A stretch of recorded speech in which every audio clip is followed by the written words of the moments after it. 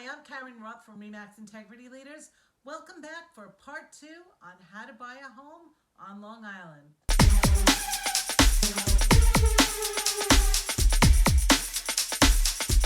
In part 1, we discussed the financing, the pre-approval, and finding a realtor.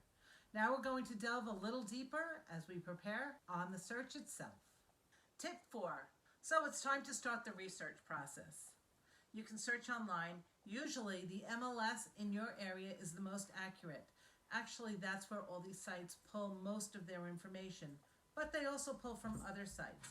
So if you're going to look at different sites for a home, please do not trust Zillow. It's user-friendly, and you think that you're getting accurate information, please just check with your realtor. Taxes are often thousands of dollars off, and that will have a huge impact on your payment. Again, make sure that you check with your realtor. They will be able to verify the facts before you go and see a home and perhaps fall in love with something that is just out of your price range. Also, if you're looking at Zillow and you see listings, make sure it says for sale. If it says pending, pre-foreclosures, those are not listings that are available to be shown. Tip number 5, know your local market. Are you in a seller's market or a buyer's market? Right now, for the past few years on Long Island, we have been in a seller's market. There has been a lack of inventory. Now, due to the pandemic, less people are moving, the interest rates are lower, and a lot of people are coming in from the city. More people are able to buy because of the low interest rate, and we have had so many buyers for every house. It is not unusual to have over 20 offers on one home.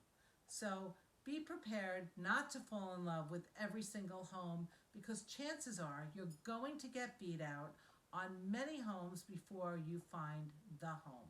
Just remember, you only need one house. If you want to know if a house is overpriced, even in a seller's market, just keep checking. If it's still on the market several weeks, either the deal on it died or it's simply overpriced.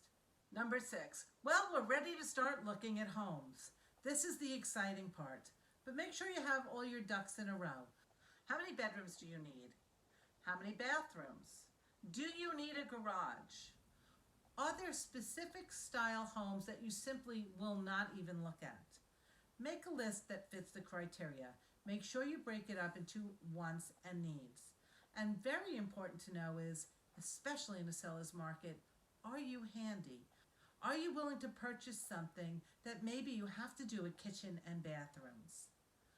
Very important, because it will affect your bottom line. Can you live in the house while you're doing the work? Or is it something that you would want to do before you move in? So it's a lot to consider. Do you want your realtor to put you on an automatic notification? Or do you want them to research each property before sending it to you?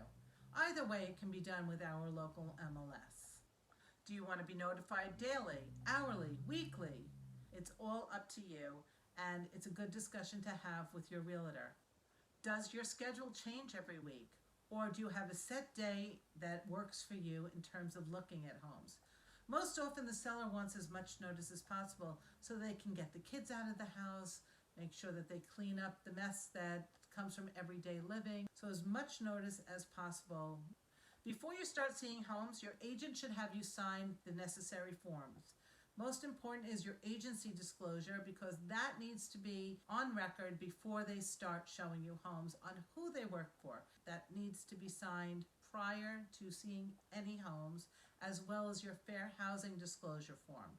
Then there's other forms that can be signed later down the road, but just things that maybe you should see at the beginning of the journey so that you're familiar with them, including a lead paint pamphlet that tells you about homes built before 1978, might have lead paint in it. That's required by law. You'll probably sign that 2 to 3 times during the process.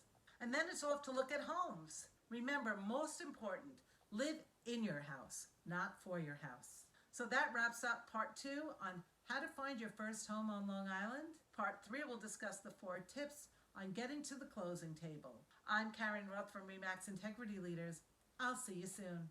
If you like this video, please give it a thumbs up, Comment below and subscribe to my channel for the next video.